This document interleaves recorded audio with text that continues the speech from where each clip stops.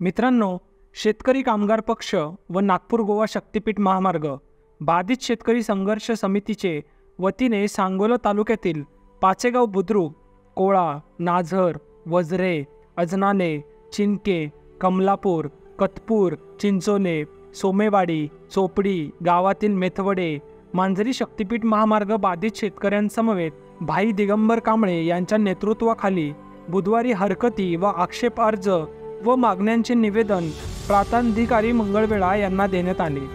महामार्ग बाधित शेतकऱ्यांना योग्य मोबदला न मिळाल्यास तीव्र आंदोलन करण्याचा इशारा यावेळी शेतकऱ्यांनी दिला आहे।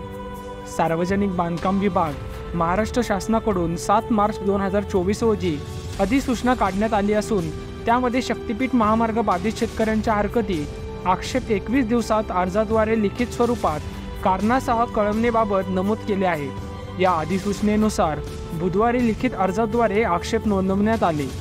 बाधित शेतकऱ्यांचे जगण्याचे प्रमुख एकमेव साधन असलेल्या बागायती जमिनीमधून महामार्ग गेला आहे। कुटुंब वाढीमुळे एकराच्या जमिनी गुंठ्यावर आल्या आहेत, त्यामुळे अनेक कुटुंब भूमिहीन होणार आहेत। महाराष्ट्र शासनाने पारित केलेल्या 6 ऑक्टोबर 2021 रोजीचे मोबदल्याबाबतच्या परिपत्रिकेनुसार गुणांक 1 नुसार मोबदला मिळणार आहे व तोही रेडी रेकनरनुसार।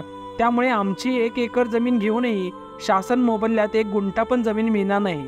यामुळे बाधित शेतकऱ्यांवर मोठा अन्याय आहे। शक्तीपीठ महामार्गाचे भूसंपादन अधिनियम 1955 नुसार सार्वजनिक हितार्थ म्हणून सक्तीने करणार असल्याचे नमूद केले आहे। त्यामुळे बाधित क्षेत्रांचे मूल्यांकन करीत असताना शेतकऱ्यांच्या बरोबर खाजगी वाटाघाटी करून थेट खरेदीने एक समान सरसकट कमीत कमी एकरी 2 कोटी रुपये मोबदला, जिथे MIDC झोन व महानगरपालिका क्षेत्र असेल तिथे कमीत कमी 4 कोटी रुपये द्यावा आणि मगच सार्वजनिक हितार्थ महामार्ग करावा। नियोजित शक्तीपीठ महामार्गामध्ये डाळिंब बागा, द्राक्ष बागा व ऊसाची शेतीच उद्ध्वस्त झाल्याने शेतकऱ्यांच्या बरोबर हजारो शेतमजूर सुद्धा बेरोजगार होणार आहेत। नियोजित शक्तीपीठ महामार्गामुळे नागरिकांचा, शेतकऱ्यांचा कसलाही विकास नसून यामध्ये पर्यावरणाला बकास करण्याची योजना आहे। त्यामुळे सदरचा प्रकल्प रद्दच करण्यात यावा असा आक्षेप व हरकत सर्व बाधित शेतकऱ्यांच्या वतीने नोंदवण्यात आली। शासनाने शेतकऱ्यांच्या 22 मागण्या पूर्ण करून मगच महामार्गाच्या हद्द फिक्स करण्याचे काम करावे। असे न केल्यास महामार्गासाठी 1 इंच पण जमीन आम्ही देणार नाही।